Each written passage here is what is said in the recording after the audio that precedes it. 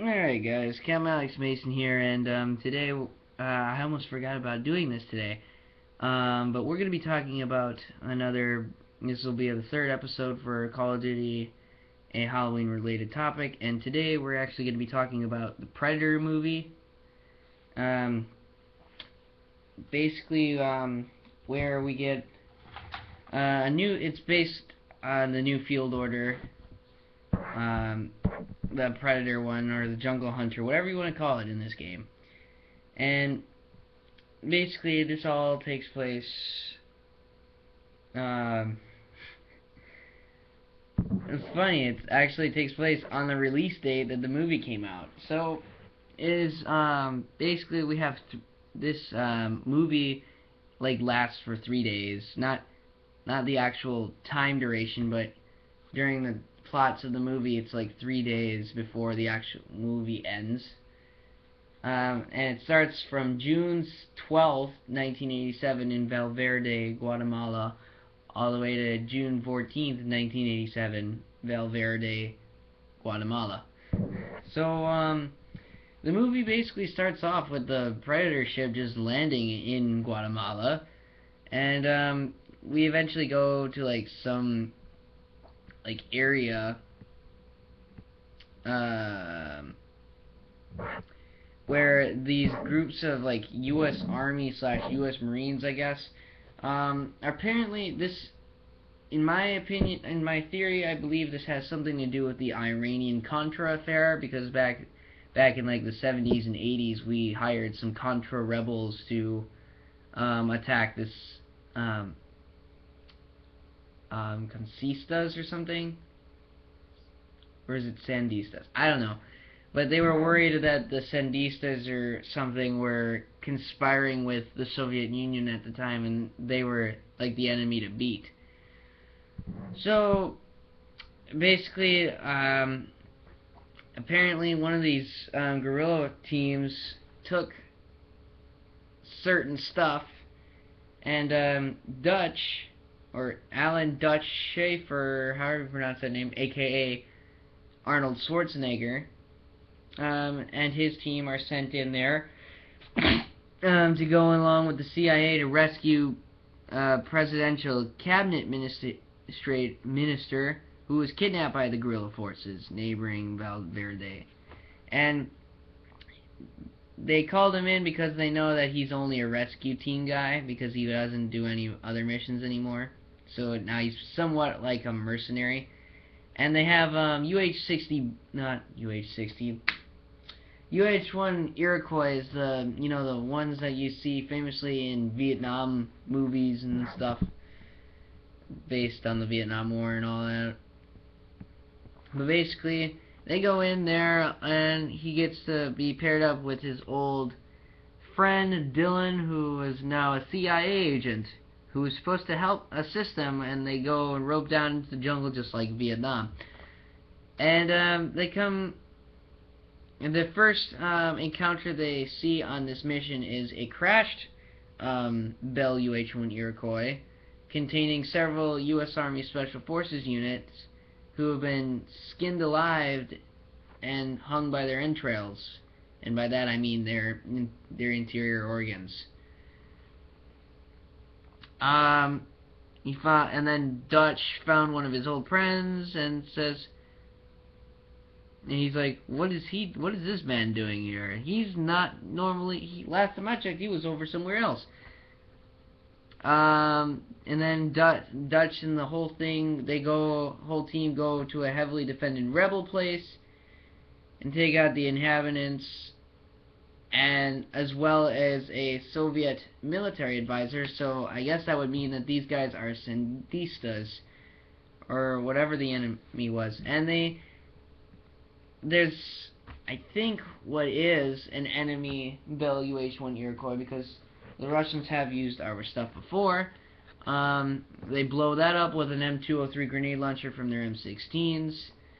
Go in there, blah blah blah. And they found this one lady named Anna, who they take prisoner. And they found out that all the hostages that they were supposed to really get were already executed, so there was no point.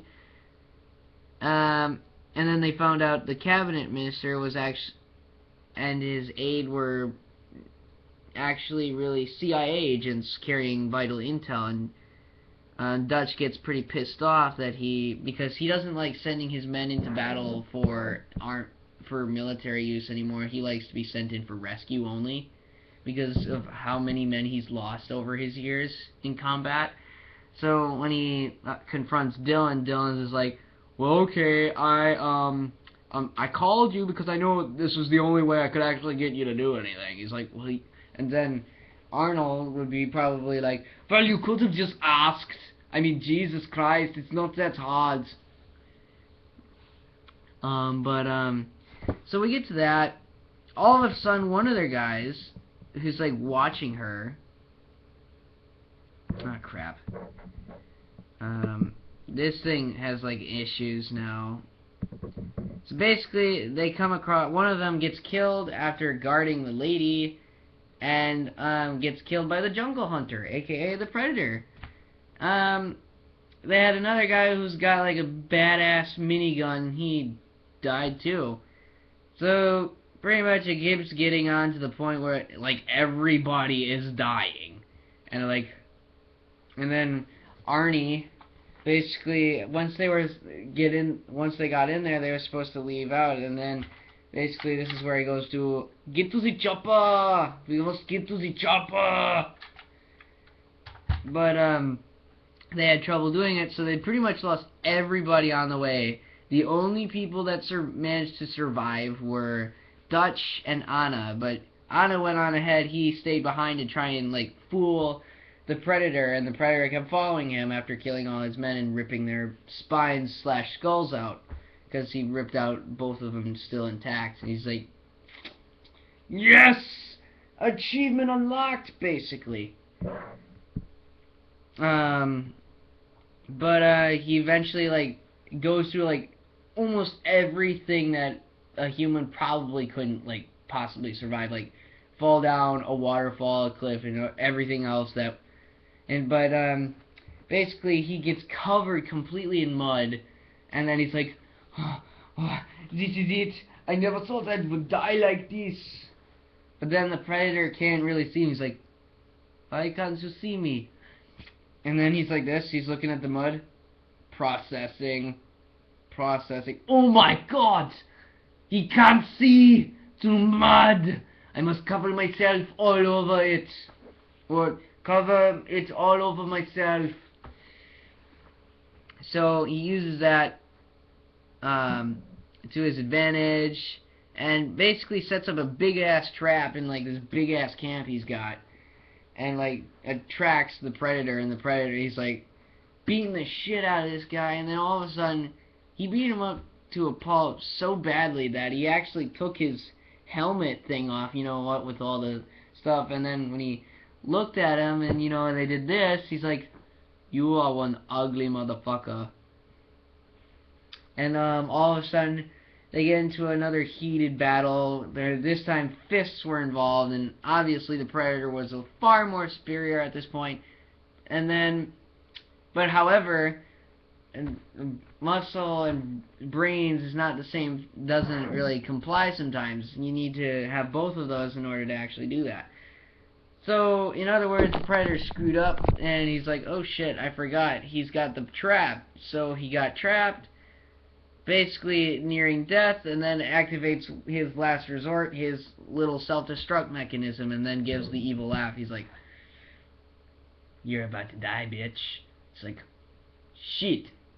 So he runs off to try and get as far away as from the blast radius as possible, and yet somehow, like, survives. And the helicopter that's still looking for him, that contains Anna, the Brigadier General, and another operative, so pilots obviously, sees the explosion and is like, hey, we gotta check that area out, let's go.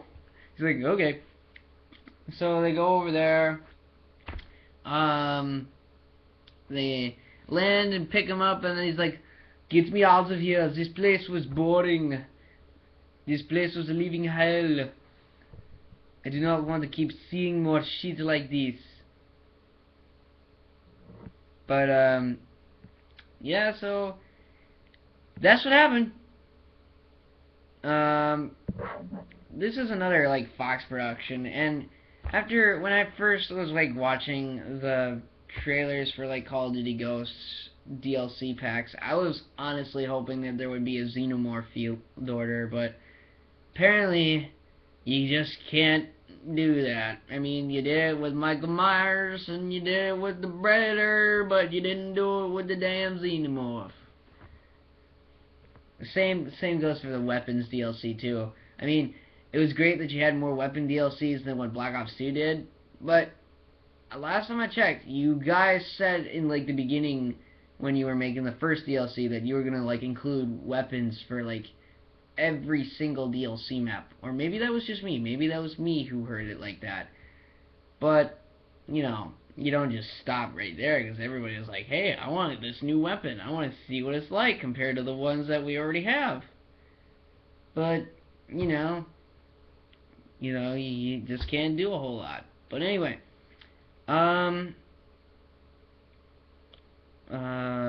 tomorrow, the next little episode will contain my 2-bit summary on Halloween 4, which I believe is called The Return to Michael Myers. And basically it's like a sequel to what happened in Halloween 2, leading up to the events, like what happened to Laurie Strode after this whole thing. But so yeah, I'm Captain Alex Mason. Thank you for like possibly watching this if you had the chance to. I mean, not asking for a whole lot. And I'm not like those people like literally forcing you to like subscribe to my channel, putting up constant ads. Well, that's because I can't really do it anyway. But I'm not really like that kind of person anyway, and even if I were, I wouldn't be like going as to this extent as to constantly like post ads and crap like that. But anyway, done with the tangent. I'm going to end the video. Bye.